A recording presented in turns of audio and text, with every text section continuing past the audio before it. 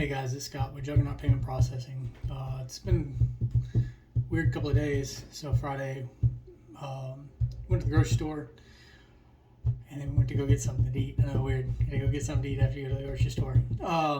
But there's a supplement shop that we were passing that I go to on a semi-regular basis just to pick up crap that I need. And I looked over because I was going to get some bucked up energy drinks for this coming weekend, and the sign was taken down, and I looked in the door and all the product, or most of the product, was sitting on the floor with no shelves. And I was like, geez, really? I was there 2-3 weeks ago, and I even emailed the owners about their processing. Never heard back from them. But they're no longer in business. And then driving on the way back, there's this little Italian restaurant that we've tried out, and probably like a while back though. And the doors were shut there too, and I could have sworn they were open the week before. And there was cars in the parking lot. I mean, just shut down completely. And that's when I started kind of looking, and I found this article that was written in March from CBS News. Is every 3 out of 10 small businesses in the United States will likely won't survive the 2021 without additional government assistance due to the coronavirus.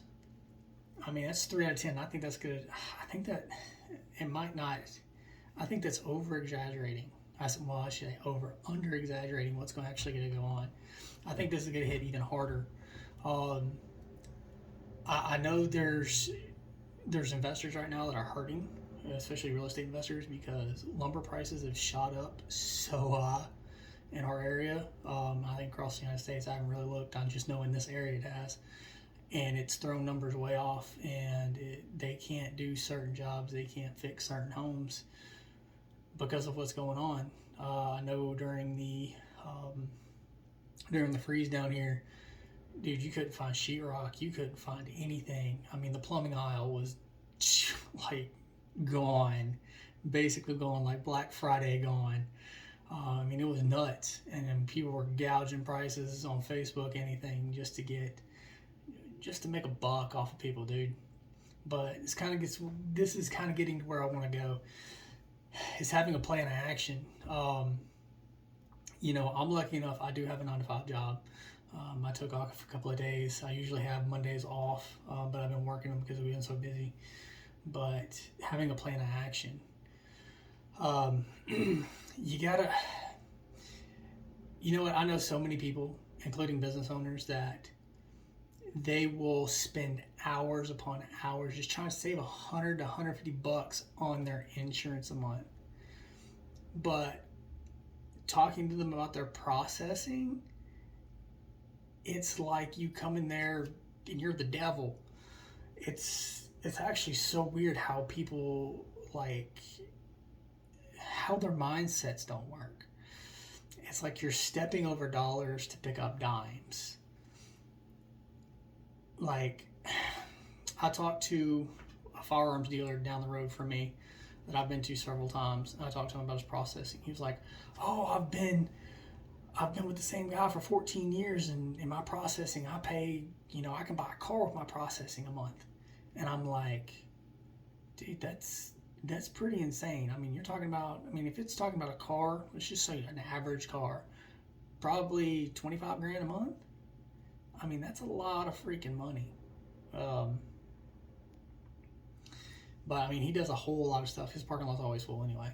But he didn't want to talk to me about his processing. He'd just rather stay with the guy and pay high fees, because I know he is, because I can kind of get an idea of how much he's selling, because I know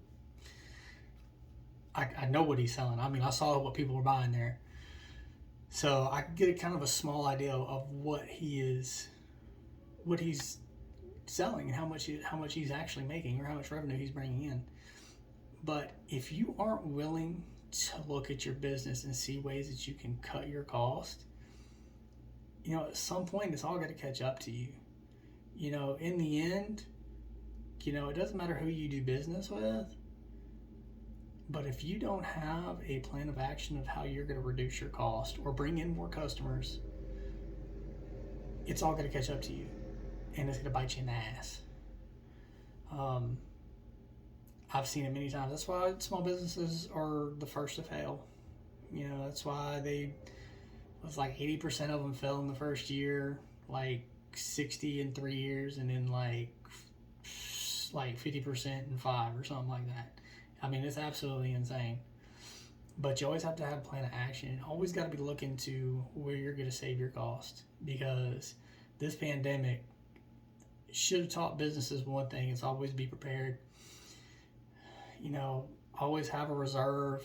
Always looking to somehow cut costs. I mean, if you're willing to spend hours trying to find lower insurance on $100 a month, you can spend a couple of hours talking to somebody about lowering your merchant services, because 81% of people are using credit cards right now.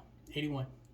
I think it's like 40 or 50% are doing contact or contactless, and even more online because they don't want to leave their home for any reason.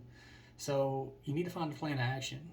If you're interested in seeing if we lower your costs, which I know I can, because there's not a whole lot of merchant processors, and there's a whole lot of room for growth. So you could find the right processor for your business needs.